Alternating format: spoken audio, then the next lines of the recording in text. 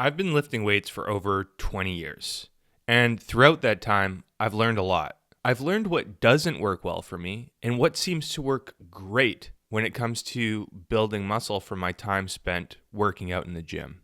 I've found that one of my favorite ways of learning how to lift weights at the gym efficiently to build muscle has been through watching my favorite fitness professionals, natural bodybuilders, and coaches walk through and commentate on their own workout approaches and training styles here on YouTube.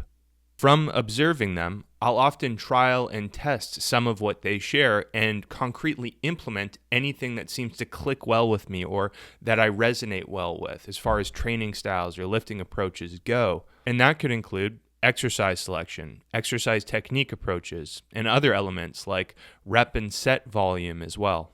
And anything that I test that doesn't resonate well with me or that doesn't seem to click, I just don't implement. From adopting that learning approach, I've taken the most effective training principles and applied them to my own training approach, which has really helped me to maximize the efficiency and the time that I'm ultimately spending at the gym to maximize muscle growth. So in this video, I thought I would pay it forward and walk you through my latest full body gym workout, sharing with you a deeper look at my own personal approach to lifting. My hope that in doing so is that it might give you some ideas to trial in your own workouts that might potentially click well and resonate with you, ultimately helping you to build more muscle. Of course, it's likely that not everything is going to click with you, but my hope is that maybe some of it will. Before we get started, if you find this video to be helpful or enjoyable, please consider hitting the like button and subscribing to the channel. It really helps me out. Okay, let's dive into the workout. First up in my workout are these barbell Romanian deadlifts. The exercise primarily targets the hamstrings and glutes, but also involves a good deal of the back musculature too, especially the traps and spinal erectors. I virtually always include some Romanian deadlifts variation in my program, whether that be dumbbell Romanian deadlifts done with some kind of machine, or barbell Romanian deadlifts, like these, for a couple of reasons. First, because the hamstrings consist of two main functions. They flex the knee and extend the hip. Any leg curl variation involves pure knee flexion. So if you include a leg curl in your program, you'll hit the hamstrings by moving through that main function. Romanian deadlift variations are a hip hinge, which is another way of saying hip extension, which is the other main function of the hamstrings. So while you could probably build some pretty impressive hamstrings from just including leg curls in your program, my preference is to include both a leg curl and a hip hinge movement, or Romanian deadlift, to hit the hamstrings from both of their functions. The other reason I always include them in my program is because of the muscle growth stimulus they bring to the traps and spinal erectors in addition to the glutes and hamstrings. Those muscles are overloaded in a way that's different than row variations, and I suspect a decent amount of my own growth has stemmed from including a Romanian deadlift variation in my program at pretty much all times. As far as my technique goes, what's worked best for me is to keep the barbell super close to my legs at all points of each rep, keep my chin and eyes up a bit, move with control as the barbell is lowered, and then pause in this super deep position for at least a split second where I can feel a huge stretch across my hamstrings. As I do this, I hold my breath and brace my midsection to support my spine and keep it nice and straight.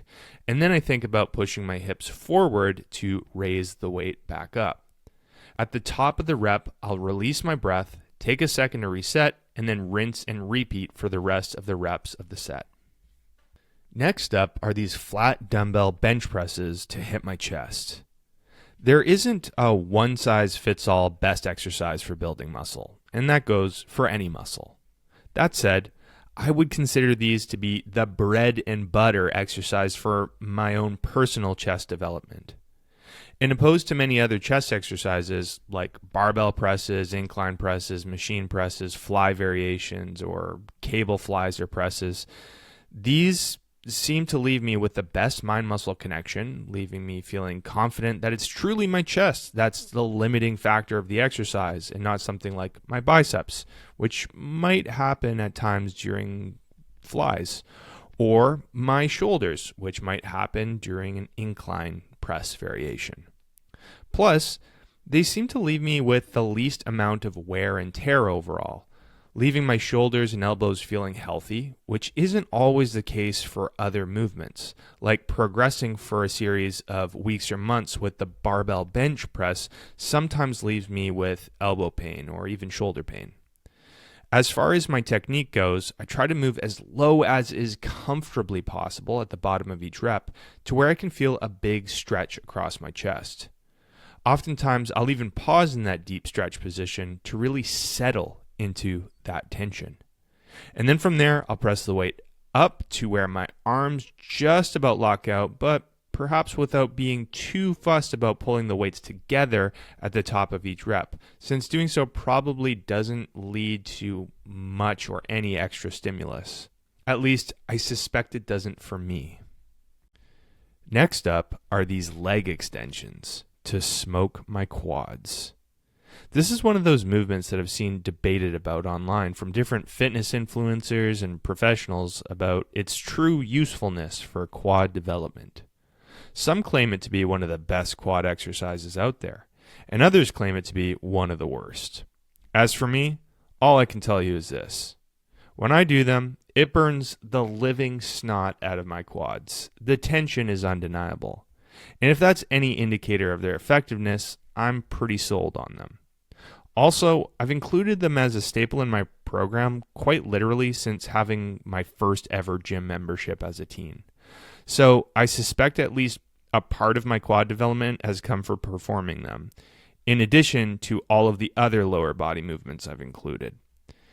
As far as my technique and setup goes, I intentionally set the seat as far back as it will possibly go to set my hips in a more extended position compared to if the seat was further forward. The extended hip position probably leads to a better stimulus for the rectus femoris, the middle head of the quads.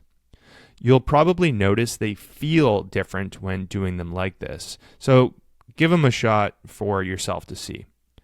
You'll also notice I've got a couple yoga mats between my shins and the machine pad. This is to allow me to get into deeper knee flexion at the bottom of each rep on this machine, which might lead to a bit more muscle growth stimulus from loading the quads in a slightly more lengthened position. I want to note that for me, I love doing these at mid to high rep ranges, often with including drop sets and or myo rep sets to really smoke my quads. Machine chest-supported rows are next to hit my back, especially biasing my traps. The traps are the inner upper muscle on your back, and when well developed, lead to what most would describe as being a thick-looking back. Admittedly, it's a part of my back that was lacking during my last competition season. So since then, I've given the muscle a bit of extra attention in hopes of bringing it up for my next upcoming season. As such, I've been including multiple row variations in my program over the past few years of my improvement season to do so, including something like these machine chest-supported rows. What I've found has worked best for me to really be precise about targeting my traps when doing these is as follows. At the bottom of each rep, I really allow my scapula to be pulled forward by the load and even intentionally reach my arms forward in an attempt to stretch those muscles out. In the deep stretch position, I'll pause and really allow tension to settle in that position. I like to take my time with that to really ensure my traps are on the receiving end of the fire. From there, I'll row the weight by thinking about pulling from my elbows, bringing my elbows back to the point of being around parallel with my torso, but not back much more than that. I'll often pause in that contracted position for a second too. Once I can no longer do any more full range of motion reps, I'll do as many partials as I can until the point where I can't really move anymore. And then here's where the real magic happens. After that point, I'll finish the set with as many Kelso shrugs as possible. Kelso shrugs are like standard shoulder shrugs, but instead of elevating the shoulders or shrugging the shoulders up, you retract the scapula or shrug your shoulders back.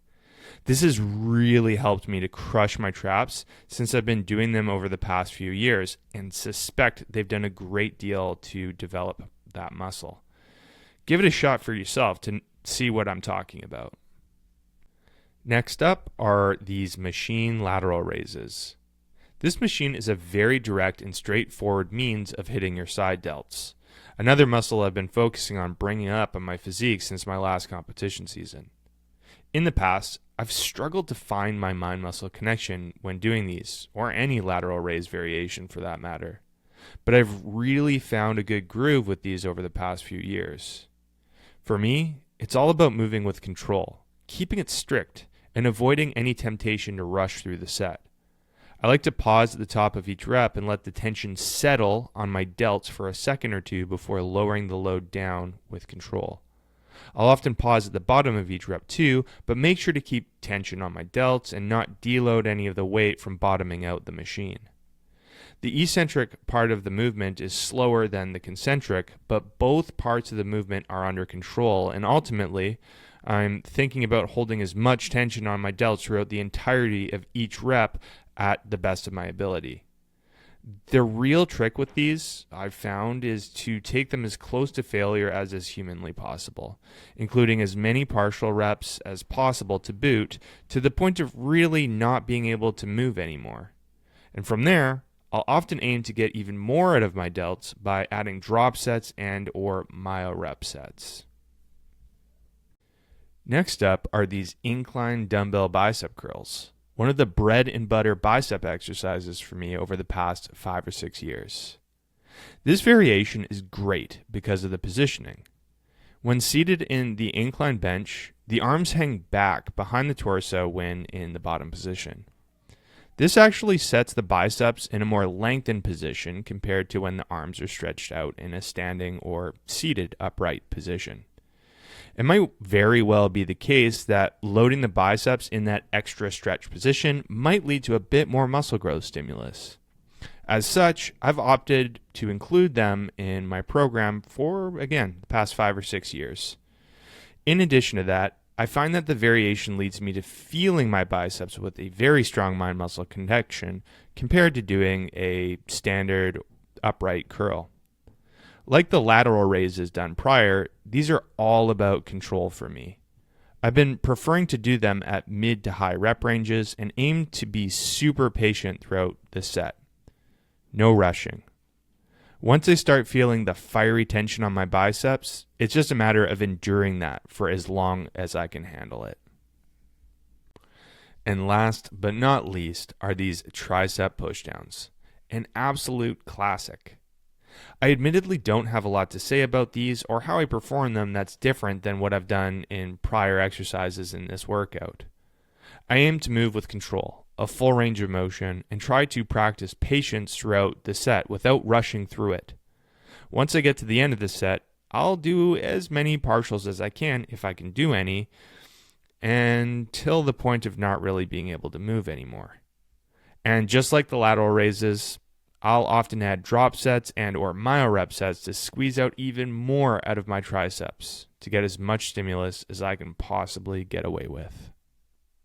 And that's the workout.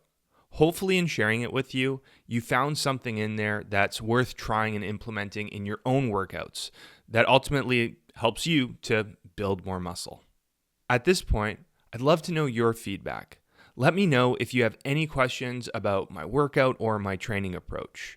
Was there anything in there that resonated well with you? Anything that clicked? Let me know in the comment section below. Before this video comes to a close, I want to quickly let you know about the work that I do. When I'm not making YouTube videos or Instagram content, I work full-time as an online physique coach, where I help my clients to accomplish their muscle growth and fat loss goals by optimizing their approach to strength training and nutrition. And I coach them through the process. I've been doing this for over 7 years and love helping my clients to not only transform their bodies, but ultimately their lives. If you've been considering getting some help with accomplishing your own physique goals, feel free to hit the link in the description below, where you can learn a little bit more about the work that I do and how I can help you. You can even use that link to schedule a free video consultation with me. If you have any questions about my coaching or how I can help you, just email me at sam@jadeathletics.ca. Thank you so much for watching, and I'll see you in the next video.